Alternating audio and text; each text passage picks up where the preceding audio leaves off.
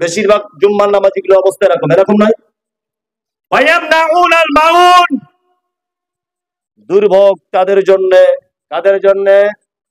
যারা প্রতিবেশীকে সামান্য উপকার করা থেকে নিজেকে সরিয়ে রাখে। প্রতিবেশীর উপকার বুঝেন তো? করেন? প্রতিবেশীর উপকার করেন আপনি? কেমন করেন উপকার গুলো বলি। আমার বাড়িতে কল খারাপ হয়ে গেছে, তা আমার বউ আপনার বাড়িতে 4 দিন পানি আনতে যাচ্ছে। তা আপনার বউ মিষ্টি করে বলছে, বুবু একটা কথা বলবো তোমাকে, রাগ করিও না। বলছে বলো। বলছে তুমি আসছো 4-5 দিন, আমাদের কল খারাপ হয়ে যেতে পারে। ওদের বাড়ি 17 জন টানা হেঁচড়া করছে, তখন কল খারাপ হয় না, আর আমার বউ 2 দিন গেছে কল খারাপ হয়ে যাবে? বদমাইশির জায়গা পাও না। এই সাইকেলে হাওয়া দেয়, ওটার নাম কি? সিলিংচি। সাইকেলটা যেতে যেতে আমার হাওয়াটা নষ্ট হয়ে গেছে। তা আমি ওনার বাড়িতে গিয়ে বলছি, ভাই বাড়িতে আছেন? বলছে হ্যাঁ। ভাই একটু সিলিংচিটা দেবেন, হাওয়া দিয়ে নেবো, খুব অসুবিধায় পড়ে গেছি। ওনার স্ত্রী তখন বলছে, বলো তুমি বলো, অসার খারাপ হয়ে গেছে বলো। না তো এরকম করে আর কতজনকে দেবে? বলে না, বলো অসারটা খারাপ হয়ে গেছে। ছি ছি ছি ছি।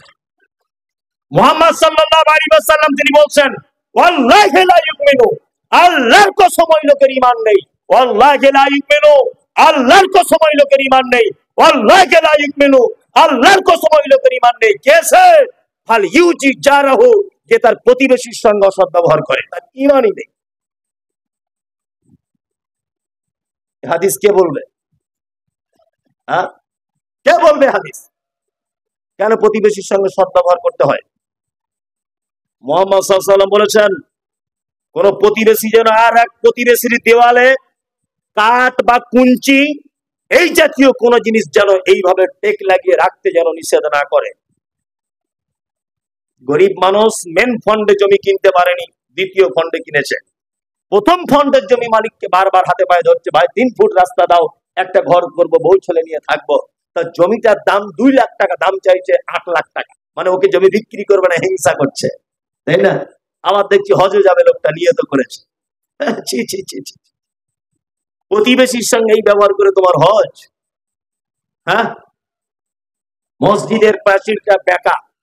তা জিজ্ঞাসা করছি, ইমাম সাহেব এই অবস্থা কেন? সেক্রেটারি সাহেব মসজিদের প্রাচীরটা সোজা কেন হলো না? বলছে জমি মালিক 1 হাত জায়গা চেয়েছিলাম, দেয়নি। মানে এমন ভাব দেখাচ্ছে মনে হচ্ছে ওর কবর হবে ওই জায়গাটাতে, এমন ভাব দেখাচ্ছে আর কি। এরকম লোক আছে আপনাদের এখানে? আল্লাহু আকবার। প্রতিবেশীর সঙ্গে সব সময়তে সদ্ব্যবহার করতে হবে। চলুন আপনাকে আমি ডান দিকে থাকার বাম দিকে পরিস্থিতিটা বলে দিলাম।